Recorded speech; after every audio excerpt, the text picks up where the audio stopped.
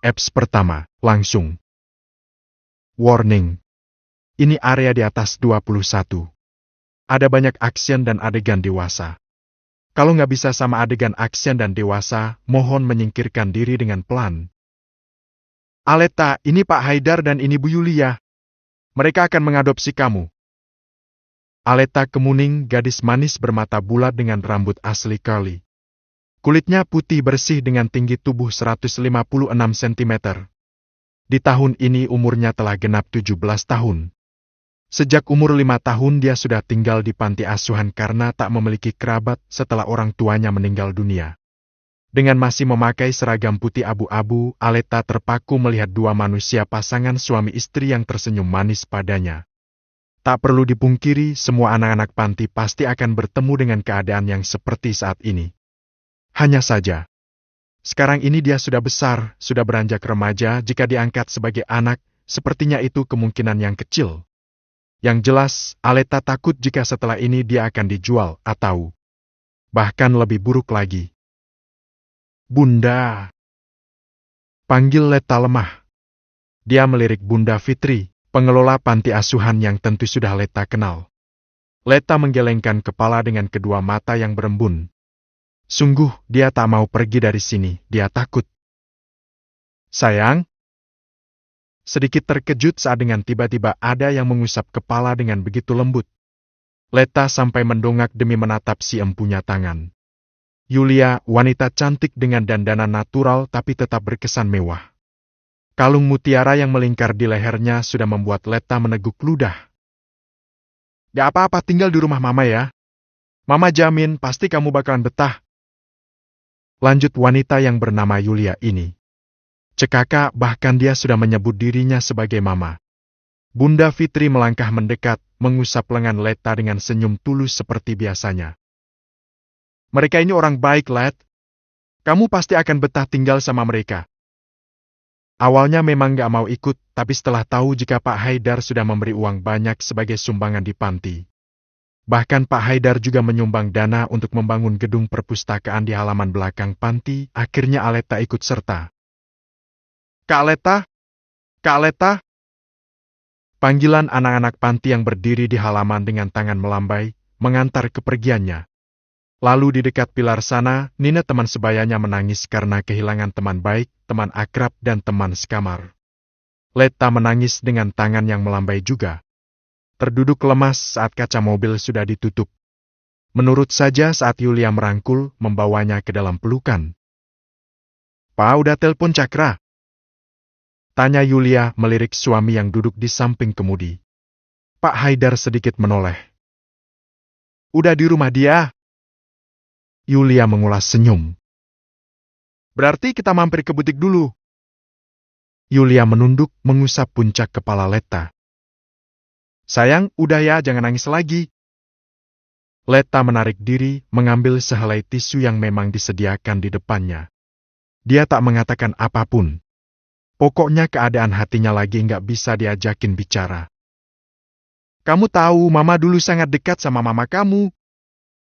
Kalimat yang Yulia katakan membuat Leta menoleh cepat. Menatap wanita itu dengan serius. "Kita teman sejak kecil dan bersahabat lama. Pas kejadian kebakaran itu Mama sedang tidak ada di Indonesia. Mama juga nggak bisa kembali ke Indonesia karena suami Mama sedang sakit. Lama Mama nyariin keberadaan kamu. Baru sebulan yang lalu Papa menemukan kamu." Yulia tersenyum dengan kedua mata yang berbinar. Tangannya bergerak mengusap kepala Leta dengan begitu lembut. Sangat jelas terlihat jika ada kasih sayang di sana. "Mama sangat bahagia karena kamu tumbuh sehat dan baik-baik saja." Lanjut Yulia. "Jadi anak Mama ya, sayang?" Pintanya. Aleta masih diam, dia masih berusaha mencerna semua yang Yulia katakan. Sampai akhirnya dia memutuskan untuk menganggukkan kepala. Percaya jika Yulia dan Haidar memang orang yang baik.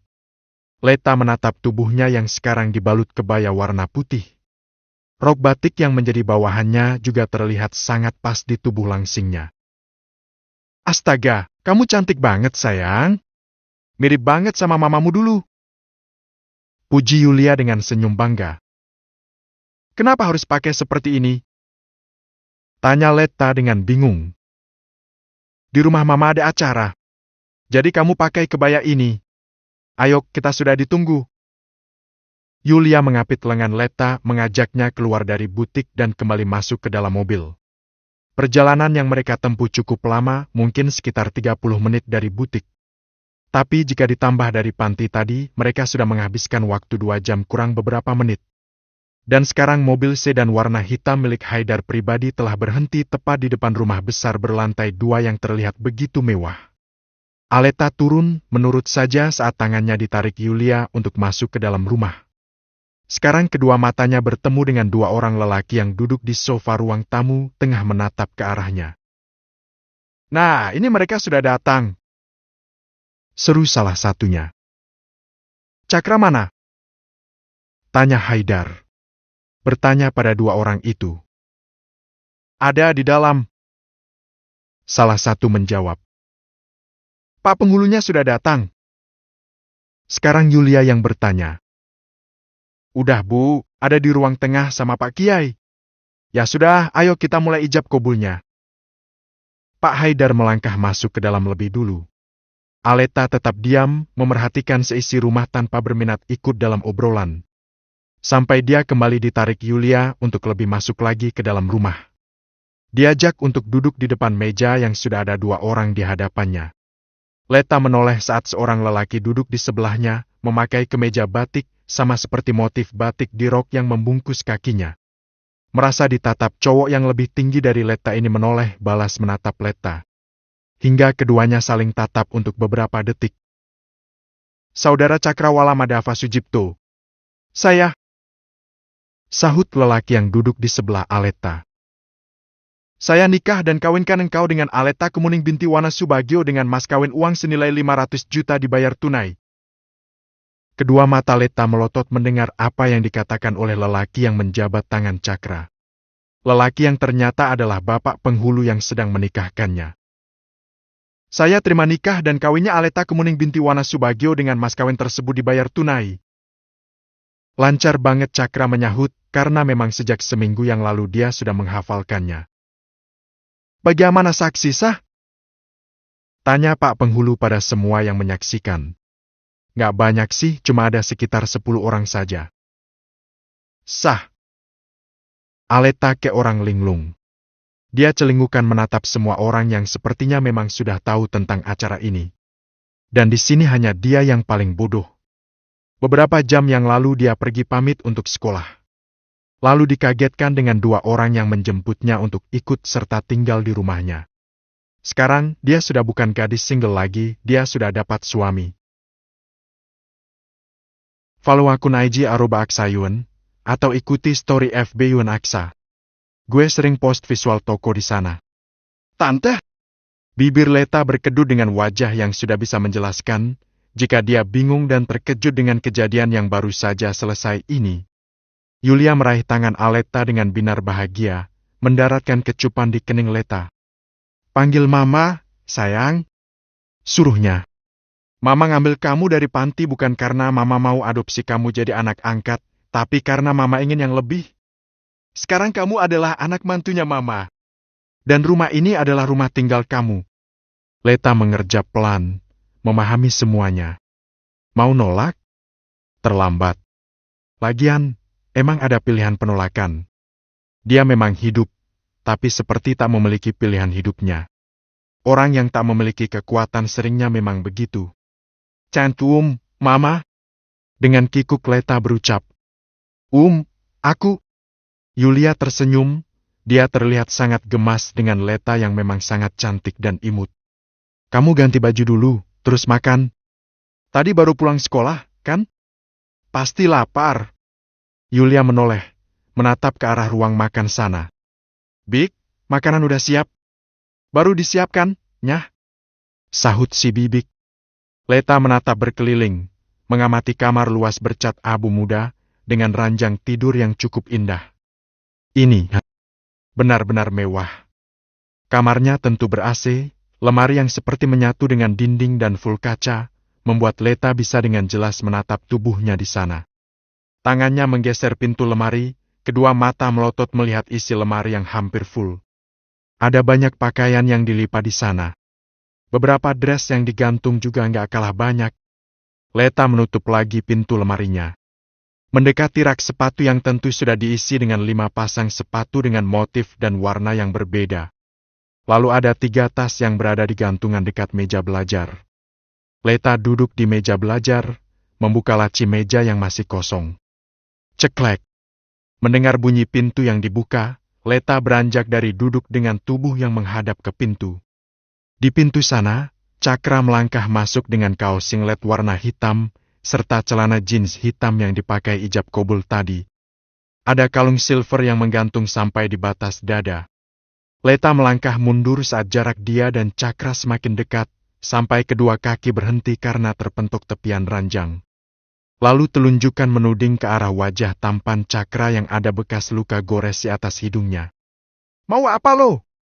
Galak Leta, menahan debar di dada yang tak bisa ia sembunyikan. Cakra menarik tangan Leta, membawa tangan itu menekuk di belakang punggung Leta. Dengan tanpa izin dia menarik tubuh Leta, lalu mendaratkan kecupan di bibir Leta yang sedikit terbuka. "Ig!" Leta memberontak. Satu tangannya berusaha mendorong dada Cakra dengan sekuat tenaganya. Namun, satu tangan Cakra yang ada di tengkuk justru seperti mengunci wajahnya, hingga dia tak bisa menolak saat bibir Cakra dengan begitu rakus menyesap bibir bawahnya. Merasa puas dengan bibir Leta, Cakra melepaskan tautannya. Lalu terkekeh kecil melihat bibir bawah Leta yang jadi memerah dan tentu basah. Apalagi melihat wajah kesal dengan nafas rakus yang sangat lucu itu. Leta mengusap selaivet Cakra yang tertinggal di bibirnya dengan begitu kasar.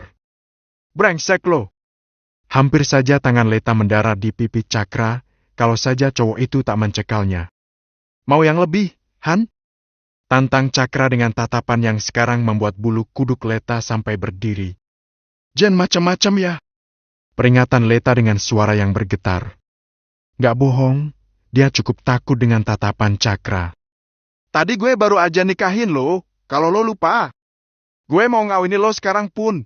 Itu gak akan masalah. Bego." "Hei!"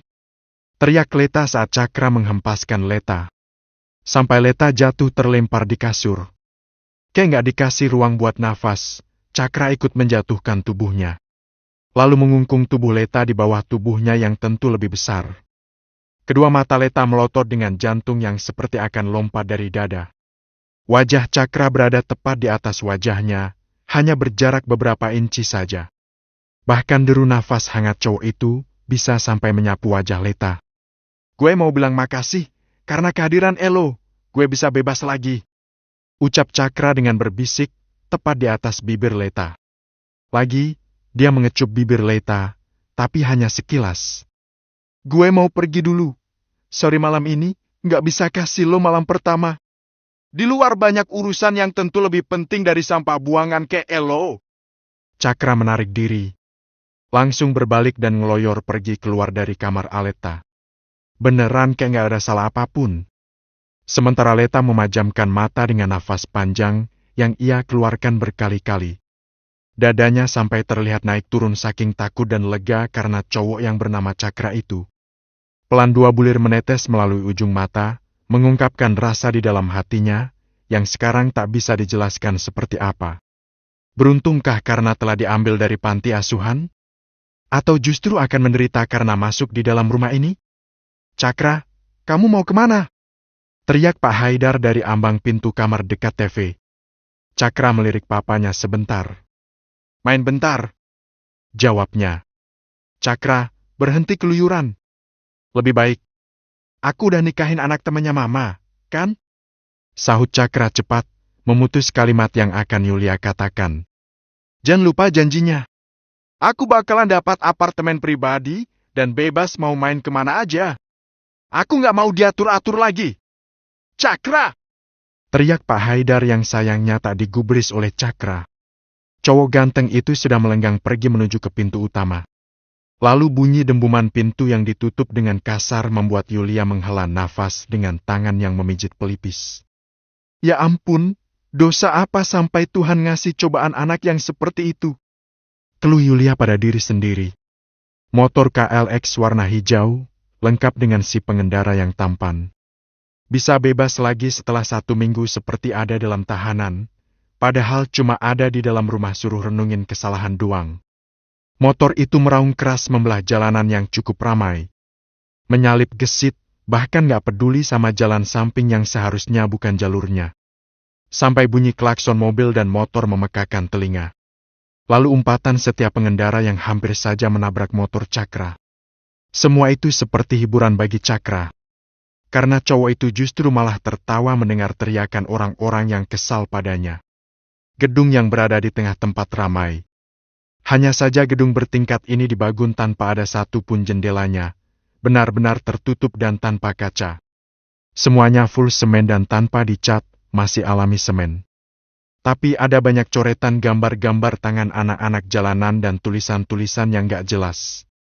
Motor Cakra masuk ke sana, lalu turun dan melangkah masuk dengan santai. "Woi, bos!" sapa seorang lelaki yang duduk di bagian depan. Ada lampu termaram yang menyoroti lelaki itu. Tepat di depan meja si lelaki, ada sebungkus rokok dan sebotol minuman alkohol. Tak membalas itu, Cakra hanya melirik saja dan melanjutkan masuk lebih ke dalam lagi. Lampu kerlap-kerlip serta suara musik mulai masuk di pendengaran. Begitu masuk, sebagian anak yang sedang bergoyang menikmati musik menoleh padanya. "Bos? Woi, bos Cakra!" Semua menyapanya, tak terkecuali seorang cewek yang ada di atas panggung sedang bergoyang. Dia sampai turun dan menghampiri Cakra. Langsung berhambur, memeluk Cakra. "Lama banget gak kelihatan," sapa si gadis. Cakra menyunggingkan senyum. "Sibuk?" Menyingkirkan tangan yang melingkari tubuhnya. "Minggir, gue mau minum," usirnya. Gadis yang berpakaian minim, bahkan hampir telanjang itu mengerucutkan bibir, tapi tetap menurut. Dia membiarkan Cakra melangkah menuju meja bertender dengan tetap membuntuti. "Nggak kangen?" tanya si gadis, menarik kursi dan duduk di samping Cakra. Cakra menuang sebotol bir, melirik gadis yang sebenarnya memang cantik. "Gue udah bilang, gue cuma pakai sekali doang. Selanjutnya, gue nggak pakai lo lagi." Lalu meneguk bir itu dengan cepat. "Ada pesan buat gue nggak, Bill?" tanyanya ke cowok yang di dalam sana. Di dalam sana, cowok bernama Ebil mengangguk. "Datang 2 hari yang lalu. Gue sempat mau ngirim chat, tapi pas gue telepon, yang angkat bukan lo. Makanya gue diem aja." Cakra menyunggingkan senyum. Tangannya kembali menuang bir. Ya, HP-nya baru balik beberapa menit yang lalu, setelah dia mengucapkan ijab kabul. Pernikahan yang menjadi syarat untuk dia bebas dari hukuman penjara karena sudah membakar warnet milik rivalnya. Pernikahan yang dijadikan syarat papa dan mamanya untuk kembali bisa diberi uang jajan, fasilitas motor, dan tetap bisa sekolah sebagai alasan keluar dari rumah. Kalau saja Cakra tidak mau menikahi Leta, papa nggak akan bantu dia mengurus kasusnya di kantor polisi untuk yang entah keberapa. Yang jelas ini bukan kasus yang ke-7 atau ke-10. "Cak," panggil manja si gadis. Tangannya bergelayu di lengan Cakra. Sengaja banget dia menempelkan sebagian dadanya yang terekspos itu. Duh, mana betah. Cakra menoleh juga, tangannya langsung menurunkan kain tipis yang menutupi dada si gadis, membuat satu dada yang tanpa bra itu langsung terpampang jelas. Gak banyak bacot, Cakra melahapnya, membuat si gadis ini jadi merem, lalu mendesah kenakan dengan tangan yang menjambak kecil rambut Cakra. Ebil menggeleng melihat pemandangan yang udah biasa ini. "Lanjut nangkring aja ke atas deh, bos," usulnya. Warning, 21 tambah, gak suka jangan dihujat, cukup di skip aja. Satu tangan Cakra bergerak meremas satu dada yang juga sudah terpampang. Sengaja banget gadis berambut panjang yang bernama Michelle ini membuka kedua kakinya sedikit lebih lebar. Lalu mendesah dengan begitu manja, sangat menyengaja, pengen mancing birahi si mangsa. "Au, Dia mengamati cara Cakra menyesap dengan jari yang memelintir paring sebelahnya. Memang Michelle nggak hanya tidur sama Cakra, tapi dari beberapa cowok yang pernah menemaninya tidur, dia paling suka ketika itu milik Cakra. "Cakra pengen," renyeknya manja. Tangannya mulai mengusap-usap perut Cakra yang tertutup kaos. Cakra melepaskan sesapannya, membuat Michelle sedikit menjerit karena sengaja banget dia menggigit kecil paring Michelle. Bill, deadline-nya kapan? Bill yang lagi siapin barang di dalam sana jadi menoleh. Jam 3 pagi. Cakra menatap jam yang melingkar di lengan kiri. Lalu menunduk menatap tangan Michelle yang mengusap-usap barang miliknya yang masih terbungkus rapi di balik celana jeans. Ke dalam emutin bentar. Dengan begitu semangat Michelle mengangguk, mengekor langkah Cakra yang lebih dulu beranjak menuju ke lantai atas. Di lantai 2 ini ada sekitar 5 pintu yang cuma terbuat dari seng, malah ada yang pintu sengnya copot, jadi cuma dipindah geser pakai tangan doang. Suara desahan dari kamar yang ada di dekat tangga sudah menggema, gak perlu ditanya lagi ngapain. Karena di dalam sana pasti mereka lagi kodok-kodokan. Cakra menarik lengan Yuke yang hampir masuk ke kamar yang kosong. Cari kamar lain sana.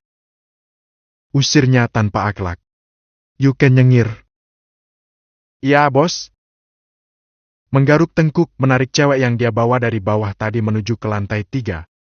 Karena 5 kamar di lantai 2 udah penuh. Cakra melangkah masuk, langsung melepas gaspernya.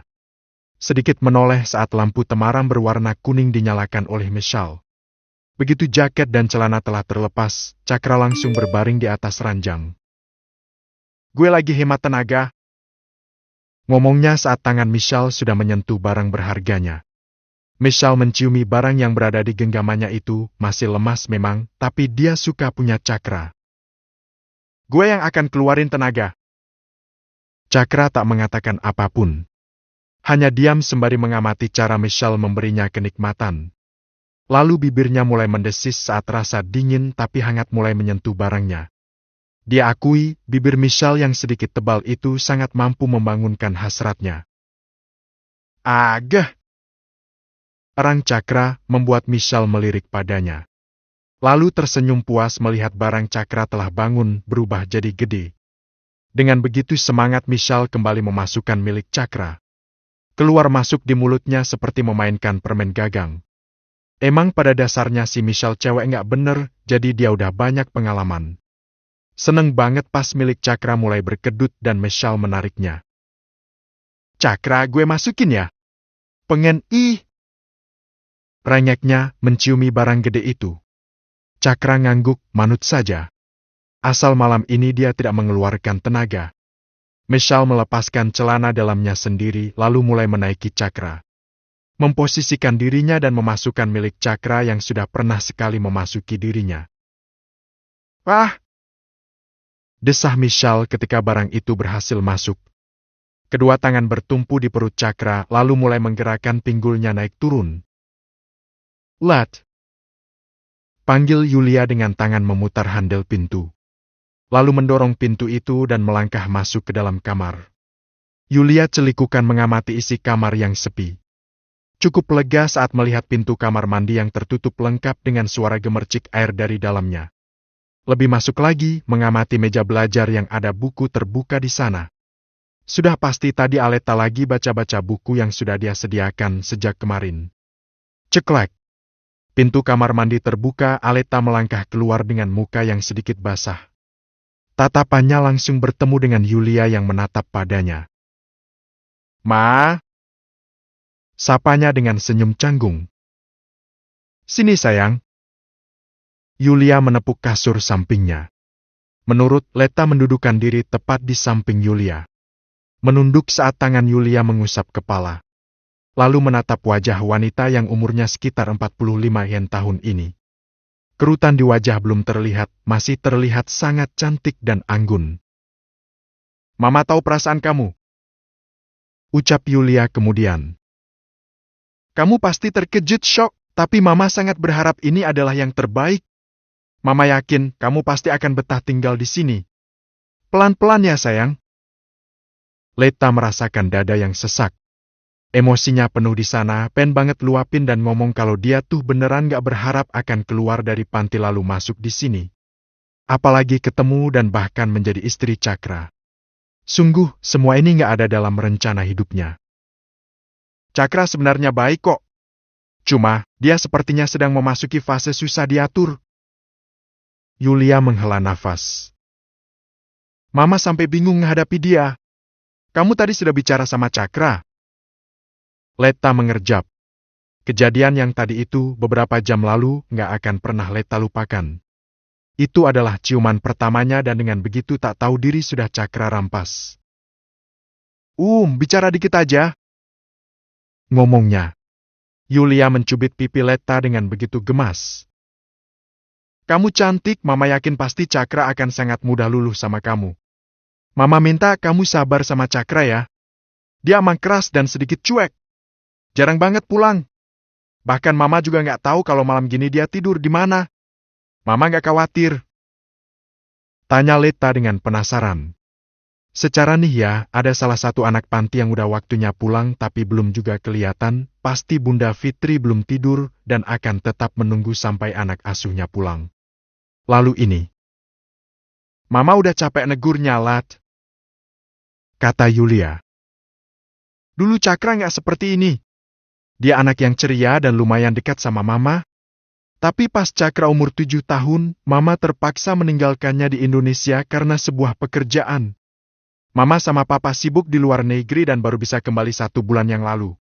Baru 1 bulan di sini, kita udah dibuat pusing sama polanya Cakra. Dia memang bandel. Leta tak berkomentar, bingung juga sih mau ngomentari apa. Yang ada dia mau nyalahin Yulia. Dia berpikir kalau punya orang tua justru akan enak, ada kasih sayang yang khusus buat anak-anaknya, nggak kebagi-bagi seperti anak-anak panti. Tapi kalau dengar cerita ini, sepertinya dia lebih beruntung sih. Ya udah, kamu tidur ya. Besok Mama ajak jalan-jalan.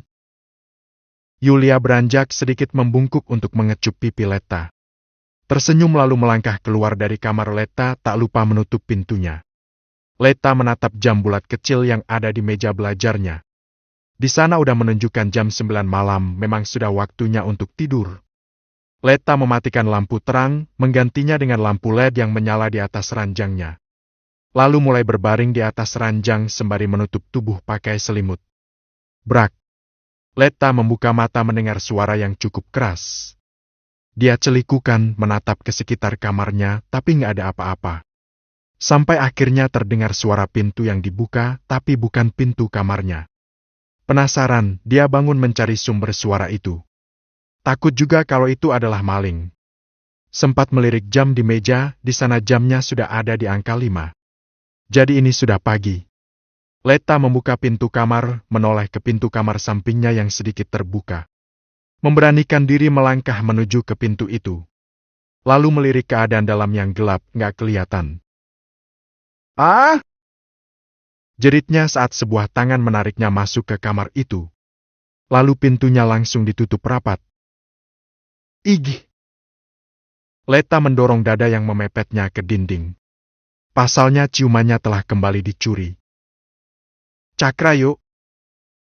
Gak dikasih kesempatan buat ngomong. Malah sekarang kedua tangannya dicekal Cakra di atas kepalanya, memepet di dinding juga. Stup! Pintanya saat Cakra sedikit memberi ruang. Bibir lo manis, enak banget dicipok. Gak peduli Leta mau nolak, mau ngomong apa aja, dia tetap kembali meraup bibir Leta. Leta beneran gak bisa bergerak, dia kekunci. Sampai akhirnya dia berhenti memberontak dan memilih pasrah membiarkan Cakra menciumnya, menyesap bibir atas dan bawahnya dengan sesukanya. Cakra! Teriaknya saat satu tangan Cakra meremas dadanya dengan sembarangan. Kecil! Ucap Cakra dengan kekehan, melepaskan cekalannya di pergelangan Leta lalu ngeluar menuju ke kamar mandi yang ada di dalam kamarnya. Gak peduli sama Leta yang entah mau marah, mau nangis, atau mau nambah lagi. Leta bernafas rakus, menatap kesal pada cowok berstatus suami yang sekarang sudah menghilang di pintu kamar mandi sana. Beranjak keluar dari kamar yang ternyata adalah kamar suaminya, lalu masuk lagi ke kamarnya. Dia menatap pantulan wajahnya di dalam cermin sana. Lalu mendesah saat melihat bibirnya yang memerah dan masih terasa kebas. Tangannya bergerak meraba bibirnya sendiri. Lalu menggeleng mengingat lembab, kenyal, dingin dan ada rasa rokok di bibir Cakra yang bisa ia rasakan juga. Astaga! Leta memilih masuk ke kamar mandi untuk memulai pagi. Cakra mematikan mesin motor setelah sampai di parkiran sekolah. Mencabut kunci, lalu melepaskan helm dan beranjak dari parkiran. Satu tangan memijat lengan bawah bahu. Semalam lengannya nyerempet pohon pas lari dikejar polisi. Untung sih, dia nggak ketangkap lagi pas ngirim pesanan orang. Tapi sekarang badannya jadi lumayan pegal. Bos, sapa Rega yang sudah menunggunya di koridor sekolah. Cakra tak membalas, melemparkan tas ranselnya yang cuma berisi satu buku tulis dan satu isi ballpoint itu ke Rega. Iya, dia bawa isinya aja. Tempat ballpointnya entah kemana. Aneh sih, Mang, tuh jiwa kenapa bisa keluar dari raganya. Jangan gangguin. Gue mau tidur seharian. Capek bet semalam kejar-kejaran sama polisi. Ngomongnya dengan terus berjalan. Rega jadi menghela nafas dengan memeluk tas ransel Cakra. Membiarkan Cakra melenggang begitu saja menuju ke gudang. Ya, pasti itu bosnya mau ngebu di gudang kayak biasanya. Cakra mana? Baru beberapa langkah, Rega sudah dicegat sama Aldi. Anak kelas 12 jurusan bahasa yang sejak kelas 10 dulu udah nggak pernah klop sama Cakra. Masih beruntung sih, soalnya Aldi seringnya milih ngalah, karena mang mentalnya nggak segede mental Cakra dalam mencari masalah. Kenapa? Balas Rega, sama sekali nggak takut. Bilangin, entar pulang sekolah gue tunggu di Buana. Rega mencibir. Berapa? Tantangnya. 20 juta. Kedua mata Rega berbinar mendengar nominal yang disebutkan Aldi. Siap. Gue sampein ke bos Cakra. Pukul 7.00 PM. Cakra muncul dari tangga. Masih pakai seragam sekolah. Cuma ketutup sama jaket aja. Santai banget dia melangkah menuju kamarnya. Tapi berhenti saat melihat kelebatan Leta yang berdiri di depan cermin. Tentu di kamar Leta sendiri, cuma mang pintu kamar Leta nutupnya nggak rapat. Cakra melangkah mendekat, memegang handle pintu, dan membuka sedikit lebih lebar. Dia diam, mengamati Leta yang sedang mencoba dress baru. Dress yang tadi siang dibeli bareng sama Mama Yulia di mall. Dan seumur-umur, sampai Leta segede sekarang ini adalah pertama kalinya dia pakai dress mahal. Dulu pas masih kecil, masih sama kedua orang tuanya udah pernah sih.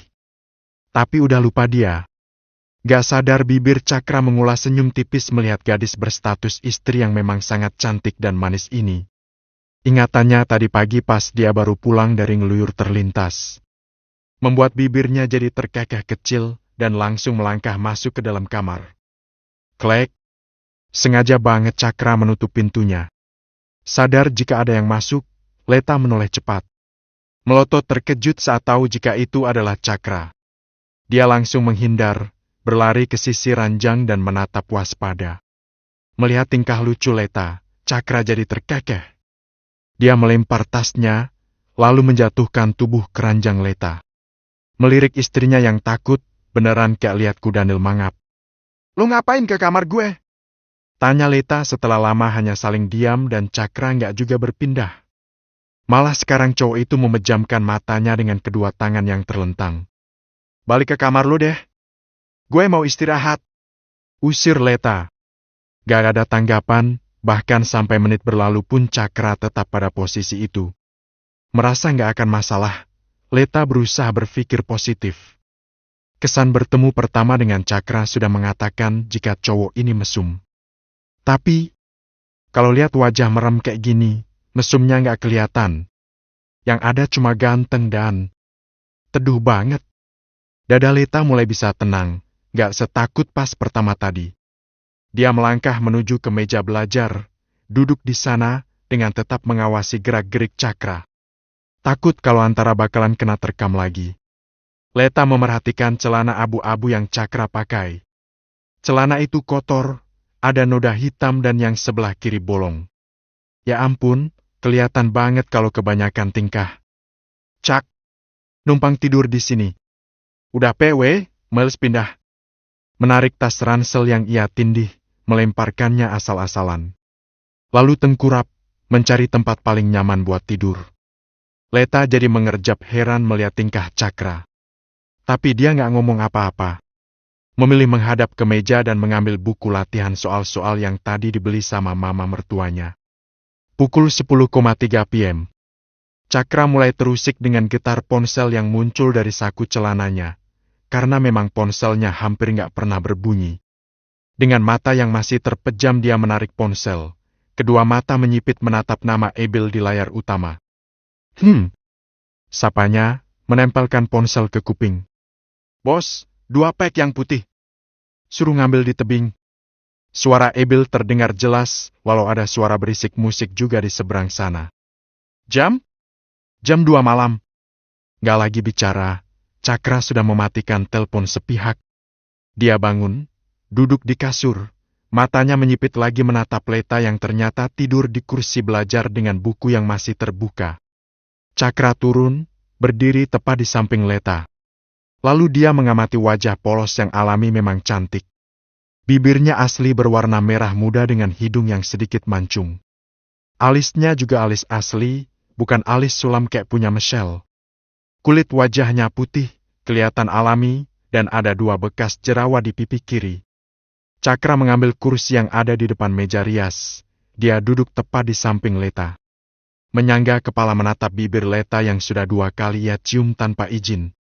Tangannya terulur, meraba bibir itu pelan. Gak tahan kalau cuma liatin, akhirnya dia makin memajukan wajah. Mengecup bibir Leta dengan tangan yang sudah mendarat di tengkuk Leta. Kedua mata Leta langsung terbuka, kelihatan banget kalau dia terkejut. Seperti sebelumnya, Leta berusaha mendorong Cakra dengan sekuat tenaganya. Menarik tangan Cakra yang memegangi tengkuknya, tapi benar-benar kesusahan. Cak Ig. Cuma dikasih jeda sebentar untuk menghirup nafas, karena setelahnya Cakra kembali meraup bibirnya. Menyesapnya kuat, bergantian sampai rasanya perih dan kebas. Akhirnya Leta pasrah, kedua tangan melemas dengan sendirinya. Gak membalas ciumannya, Leta benar-benar hanya diam. Menahan amarah dan emosi yang rasanya benar-benar ingin dia luapkan. Dia diambil dari panti untuk memenuhi hasrat anak lelakinya ini kah? Itu yang sekarang sedang memenuhi pikiran Leta. Puas mencium bibir Leta, Cakra melepaskan tautannya. Terkekeh menatap bibir Leta yang terlihat sangat merah dan sepertinya sedikit bengkak. Dasar brengsek! Maki Leta, melirik kesal dengan tangan yang mulai mengusap embundi kedua mata. Gak ada rasa bersalah, Cakra justru merasa puas. Melihat salivanya yang tertinggal di bibir Leta, Cakra mengulurkan tangan, berniat menghapus bibir Leta yang basah itu. Gak usah sentuh-sentuh! Galak Leta, menepis tangan Cakra cukup kasar. Wih! Seru Cakra, melihat ada cewek yang berani menolaknya. Keluar dari sini! Usir Leta, lalu berlari menuju ke kamar mandi, mengunci diri di sana. Cakra menatap tajam ke arah pintu kamar mandi yang sekarang tertutup rapat. Sok jual mahal! Badi krepes aja, dasar sampah! Umpatnya. Beranjak, mengambil tasnya. Menyampirkan ke bahu dan keluar dari kamar itu. Leta, Mama udah daftarin kamu masuk ke SMA Sri Kandi, satu sekolahan sama Cakra. Ada Pak Wawan yang setiap hari akan antar jemput kamu ke sekolah. Karena pasti Cakra nggak mau kalau disuruh ke sekolah bareng sama kamu. Tutur Mama pagi ini, sembari membantu Bibik menyiapkan sarapan pagi. Leta hanya mengangguk saja, lalu mulai mengambil nasi setelah Papa Haidar sudah mengambil makanan lebih dulu. Cakra, cowok itu sudah pergi pagi-pagi sekali untuk ke sekolah. Walau kenyataan absennya selalu full kosong selama sebulan. Ada masuknya sih, 2 hari aja. Itu juga cuma di jam pertama, setelahnya. Entah pergi kemana cowok bandel itu. Jadi aku mulai masuk sekolahnya, besok pagi, Ma? Tanya Leta setelah menelan makanannya. Yulia mengangguk. Iya, sayang. Nanti kita ke bank ya. Mama bukain rekening baru buat kamu pribadi. Leta mengurungkan sendok yang hampir masuk ke mulut. Rekening buat apa, Ma? Ya buat uang saku kamu, sayang. Aku pakai uang cash dari Mama aja. Pinta Leta. Ribet, Let. Papa menyahut. Seminggu lagi Papa sama Mama harus kembali ke London. Papa transfer uang jajanmu setiap bulan. Jadi, kamu harus pintar-pintar mengelolanya. Kedua mata Leta melebar. Besok aku di rumah ini. Ada Cakra, Let. Big Muti juga tiap hari datang untuk bersih-bersih rumah. Besok Mama bilang ke Cakra, biar dia nggak lagi keluyuran dan nemenin kamu di rumah tiap malam. Leta meneguk ludah. Ini bayangan menuju masa depan yang cerah kenapa semakin berkabut sih? Batinnya, genggaman tangan di sendok mengencang. Dia benar-benar nggak bisa membayangkan akan seperti apa kehidupan selanjutnya jika hanya ada dia dan Cakra di rumah sebesar ini.